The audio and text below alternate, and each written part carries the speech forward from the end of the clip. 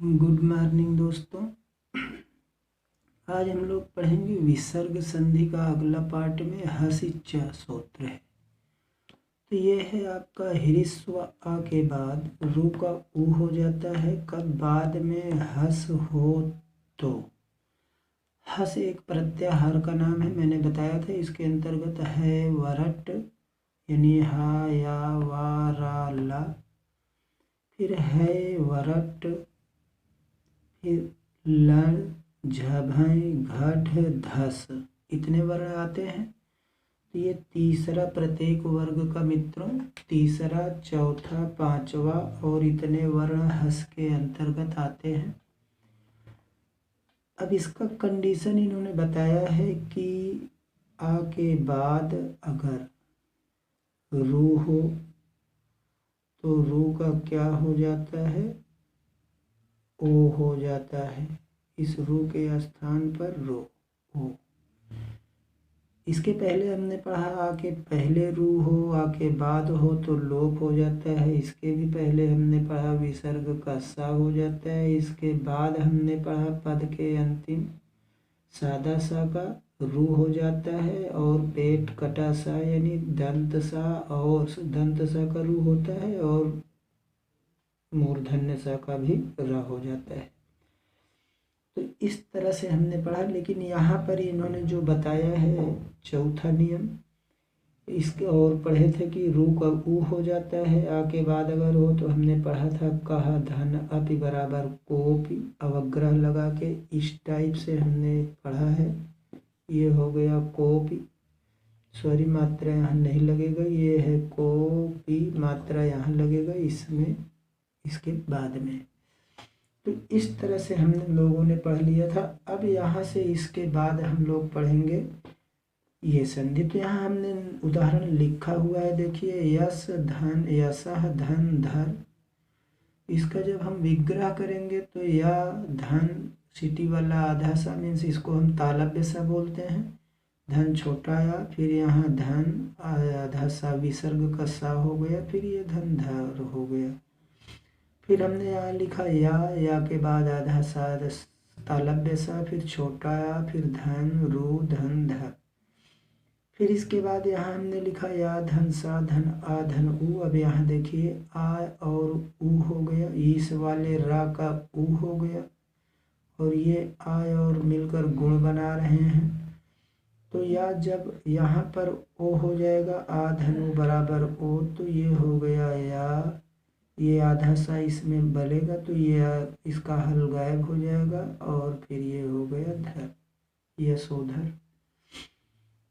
और हम इसको ऐसे भी यशोधर या यशोधरक कर सकते हैं। यशोधरक का मतलब होता है कि यश को धारण करने वाली। और ये इस तरह से हम लोगों का ये उदाहरण कंप्लीट हुआ मित्रों। अब इसके बाद हम लोग देखते हैं ये दूसरा एग्जाम्पल। तो यहाँ पर हमने लिखा पा धन या आधा या धन छोटा आ विसर्ग धन धर। अब यहाँ पर हम लोग देखते हैं ये धन है, यहाँ विसर्ग है, तो ये विसर्ग का क्या हो गया सादा सा। फिर इस सादे सा का क्या हो जाएगा रू, यानी विसर्जनीयस्य सूत्र से होगा मित्रों विसर्जनीयस्य सा, तो विसर्ग का सा हो गया। फिर सा का रू कैसे होगा सस जुसोरू, हमने पढ़ा था अगर पद के अंतिम सा का क्या हो जाता है रू हो जाता है, तो सस जुसोरू यहाँ सूत्र लगेगा। हम इसको ऐसे उतारते चलेंगे जो जैसा है, और यहाँ भी हमने ऐसे उतार दिया इसको जो जैसा वर्ण था। फिर इसके बाद यहाँ पर हमने इसको धर जो शब्द है इसको हमने ऐसे उतार दिया। फिर यहाँ पर अब देखिए रू का क्या हो जाएगा ऊ, हस इच्चा सूत्र से, ये आपका सूत्र है।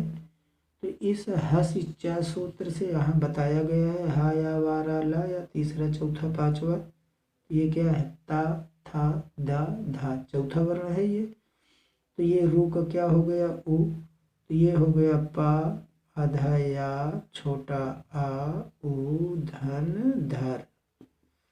इस तरह का कंडीशन यहाँ पे बन गई। अब ये आ और उ मिलकर ओ हो जाएंगे। आप चाहे मात्रा के रूप में लिखे, चाहे ऐसे ओ लिखे, बाद में वो उसी में जुड़ जाता है। तो ये हो गया पयोधर। अब इसके बाद जो है ये आपका कंप्लीट हुआ। अब हम कुछ एग्जाम्पल 2-4 लिख देते हैं। आप लोग एग्जाम्पल इसको लिख लीजिए। और इन एग्जाम्पल्स में पहला आपका शब्द दे रहे हैं, हम लोग ले रहे हैं मीन्स शिवः शिवः धनवंदा। शिवा धनवंद्य, शिवा धनवंद्य। आप इसको चाहे ऐसे लिखिए मित्रों, चाहे ऐसे आप लिख लीजिए शिवस धनवंद्य। आप इसको दोनों में से किसी भी तरह से लिख सकते हैं। लेकिन इसमें बात केवल इतनी है कि अगर हम विग्रह करेंगे तो ऐसे करेंगे, और विकल्प में दोनों आ गया तो हमें यही सही करना है अपने विकल्प के अनुसार। ये हमने आपको शुरू से ही ऐसे बता दिया था। फिर उसके बाद हम देख लेते हैं बालः धन गच्छति। बालः धन गच्छति। और मान लीजिए अगर हमारे प्रश्न में ऐसे आ गया शिवस धनवंद्य, शिवस धनवंद्य, फिर और अदर टाइप से, तो इन दोनों में से ही हमें एक को सही करना है। चाहे इसको सही करें चाहे इसको, लेकिन पहला मूल यही होगा तो इसको भी हम सही कर सकते हैं और इसको भी। अब वह हमारा आयोग पर निर्भर करता है कि वो कौन सा सही करेगा, लेकिन मेरे हिसाब से यही वाला ज़्यादा सही होगा। और ये वाला तो आपका फिर सही है ही, विसर्ग का सा हो जा रहा है। ये दूसरे नंबर पर है और ये फर्स्ट नंबर। तो दूसरा एग्जाम्पल हम लोग देखते हैं। मूर्खः धन याति। याति माने जाता है, तो मूर्ख जाता है हो गया। फिर इसके बाद है कृष्णः धन नमति। इसके बाद फिर हो गया आपका, अब आपको हम ऐसे लिख देते हैं, इसको आप विच्छेद करिएगा। मनोयोग। अगला शब्द है वयोवृद्ध। वयोवृद्ध। नेक्स्ट शब्द है आपका सरोवर। तो ये इतना हमारा मित्रों हो गया। और इसके बाद हम नेक्स्ट सूत्र का चर्चा करते हैं। इसको हम इरेज करते हैं। आप ये मत सोचिए कि ये संस्कृत शब्द हैं, आपको इसको पढ़ना पड़ेगा। अगर हिंदी पढ़ना है तो आपको इसको पढ़ना ही पड़ेगा। हमने इसीलिए हिंदी में भी लिख दिया है और ये संस्कृत में भी इसकी परिभाषा हमने लिख दिया। अब हम लोग अगले सूत्र की चर्चा करते हैं। और वो अगला सूत्र है हमारा आपका क्या, खर अवसानयोः विसर्जनीय। खरावसानयोः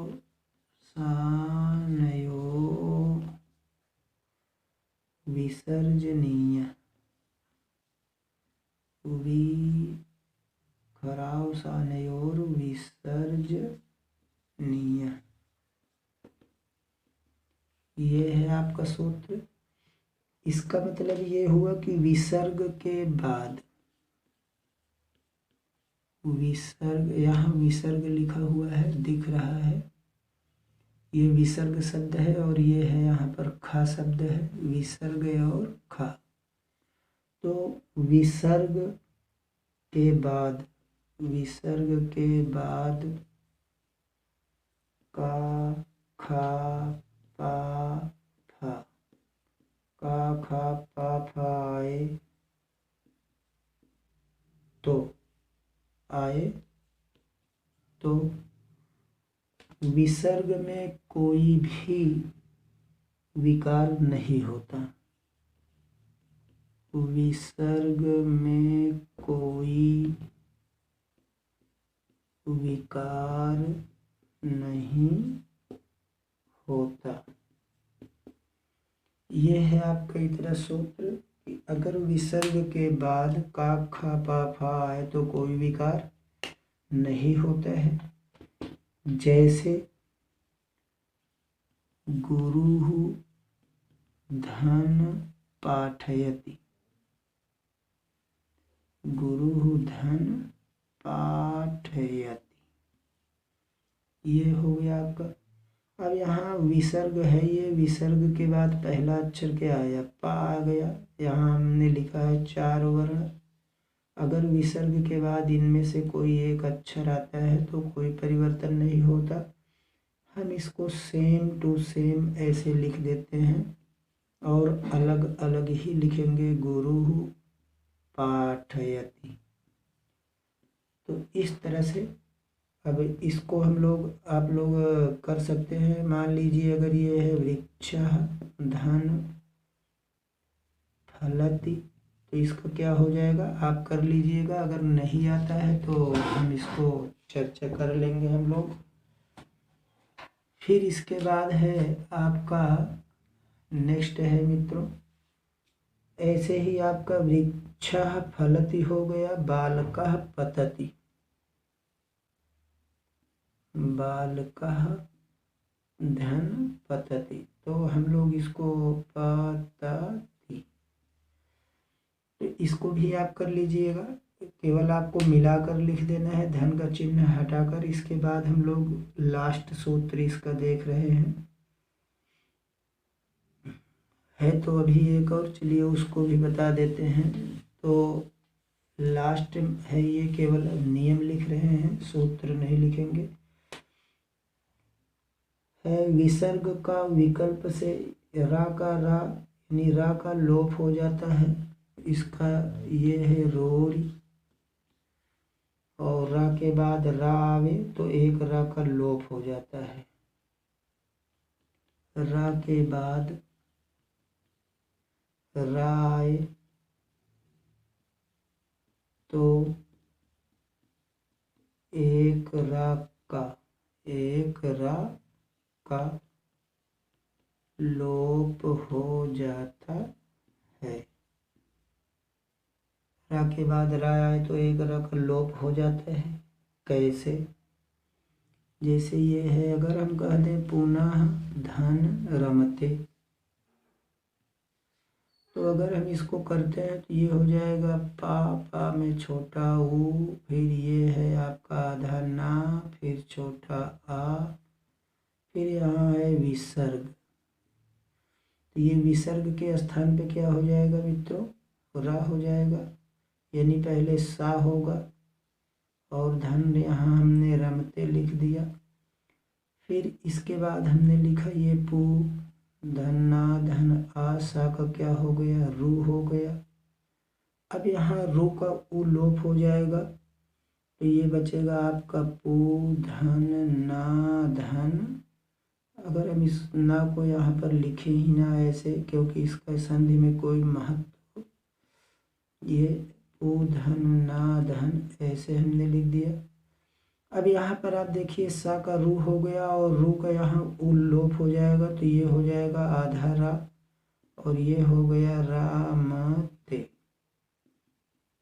अब इसके बाद यहाँ पर आप देख रहे हैं, ये बोला गया कि रा के बाद रा आए तो लोप हो जाता है एक रा का, लेकिन इसके पूर्व वाला स्वर एक रा का तो लोप हो जाएगा और इसके पहले वाला स्वर दीर्घ हो जाएगा। तो हमने यहाँ लिख दिया पू, फिर ये ना है तो यही ना दीर्घ हो जाएगा, फिर ये सेम टू सेम उतर जाएगा। इस तरह से शब्द हमारा रेडी हो गया, पुनः रमते। मुझे आशा है कि आप लोग समझ गए होंगे मित्रों। इसी तरह से आपका अदर शब्द भी बनेगा, आप लिख लीजिए। जैसे हरीर धन रम्य, हरिर धन रम्य, ये आपका हो गया हरिर्धन रम्य। अब इसके बाद आप दूसरे देख लीजिए, पुनर्रचना। आप इसको विच्छेद कर लीजिएगा, पुनर्रचना ये हो गया आपका। फिर कविर्धन रचयति, कविर्धन रचयति। तो ये छोटी ही रहेगा मित्रों, कविर्धन रचयति। तो ये हो गया। अब हम लोग इसके बाद लास्ट पढ़ने चल रहे हैं। लास्ट में आपका क्या है कि, तो ठीक है मित्रों, ये आपका लास्ट में हम लोग अब अभ्यास कर लेंगे, लेकिन इस वीडियो के लिए आज इतना पर्याप्त है। नेक्स्ट वीडियो जब हम आपको बनाएंगे तो आपके लिए केवल बस वही अभ्यास दे देंगे कुछ संधियों का, आप उसको कर लेंगे तो संधि में कहीं से भी आप मिस नहीं होंगे मित्रों। बस इसी के साथ ही धन्यवाद सभी लोगों को। Good night.